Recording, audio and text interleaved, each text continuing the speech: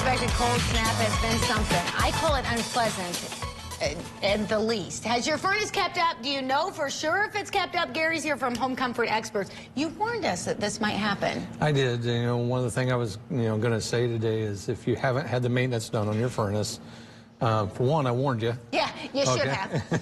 And two, it's not too late. Make sure you get it done. It's, we're just getting started. I can't believe it. It's not even Thanksgiving yet. Snow's on the ground. Hopefully that goes away before long, but yeah, you need to get that maintenance done on that furnace. It's amazing that next week it's supposed to be, what, in the 40s again, yeah. Maybe 50? This is why we all, have sinus and allergy issues in this area. Yeah. So what if somebody wants to have the maintenance done?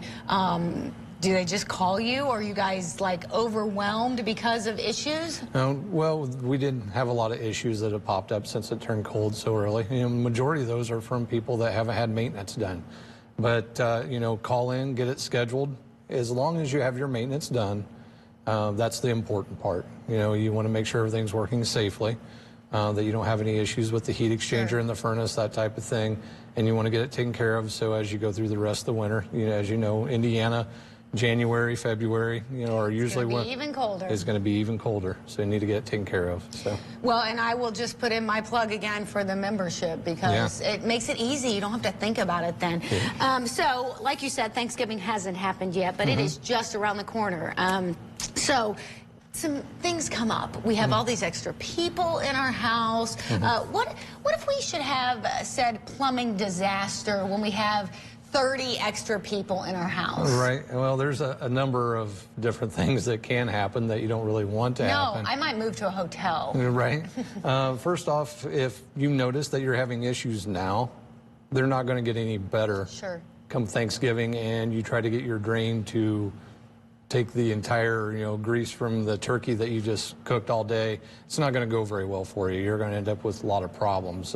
Things that we recommend to people is one thing you can do is you can kind of, exercise your plumbing, okay? You can put a little bit of soap in your drain, put the plug in the sink, fill it with hot water, wait until it's full, pull the plug, turn on the garbage disposal.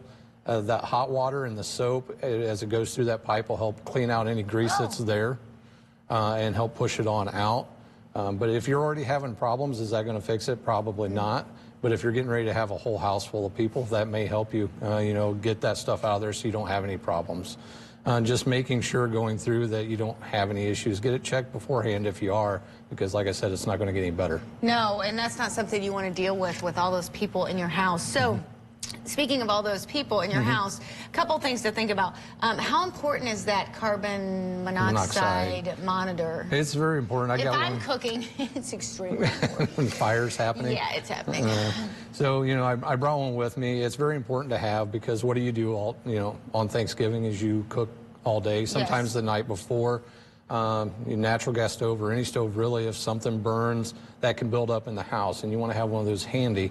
Plus, if you have 20 people in your home, that's a lot of people. You may even notice just from the people, because every time we exhale, there's a little bit of carbon monoxide in your breath, and that builds up in the home as well. So it's handy to have one, and if you do have issues, you can take care of it there. You can ventilate the house or run your fan so the house cools off a little bit. So.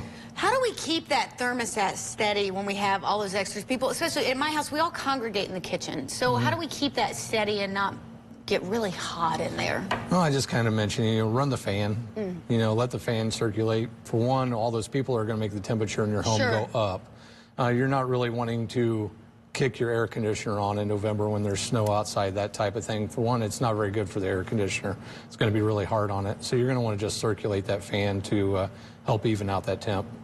You don't have to open the windows. That has happened at my house where they've had to. You don't have to, but you can. Okay. So it'll be okay. It'll be all right. If Uncle Eric gets the fire going too hot, that's what we do. We have to open up the windows. If you need help, all you have to do is call Home Comfort Experts. Give them a call today. We'll be right back.